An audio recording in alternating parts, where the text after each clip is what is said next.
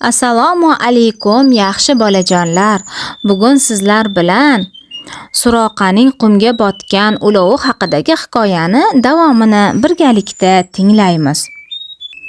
Oldingi suhbatimizda Suroqa payg'ambarimiz alayhissalomga tutib berish uchun va'da qilingan tuyalarga ega chiqish maqsadida ularni izlaridan o'zi ta'qib qilib borilgan joyidagi voqeani so'zlab berilgan edi. Endi esa uni davomini eshiting. Payg'ambarimiz sollallohu alayhi vasallamga yaqinlashganida to'satdan baquvvat oti munkib yiqildi. O'rnidan turib tezda kiyimlarini qoqib, yana otiga mindi. Ulovini yugurtirib ovoz qilsa eshitiladigan darajada yaqinlashib qoldi. Shu holda ham Rasululloh sallallohu alayhi vasallam xotirjam, go'yo hech nimani ko'rmagandek ketayotgan edilar. Abu Bakr radhiyallohu anhu esa orqasiga burilib tez-tez qarar va Rasululloh sallallohu alayhi vasallamni bezovta qilmaslik niyatida o'zini bilmagandek tutishga harakat qilardi.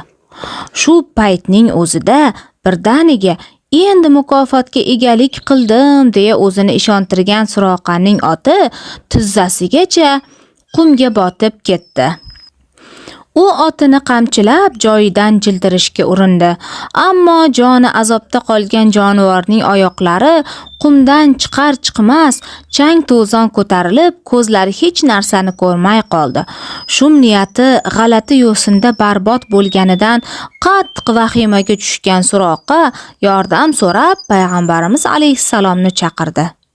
Rasululloh alayhissalom hamrohlari bilan Suroqa yetib kelgunicha kutib turdilar.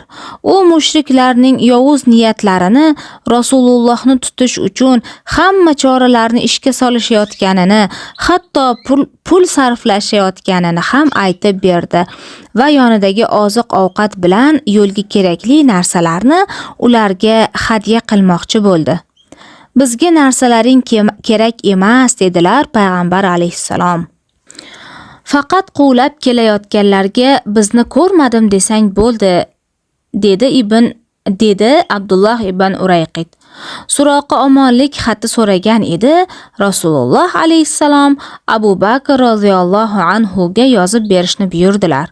Shu tariqa Alloh taolo o'z payg'ambarini sog'-omon Madina tomonga yo'llab qo'ydi.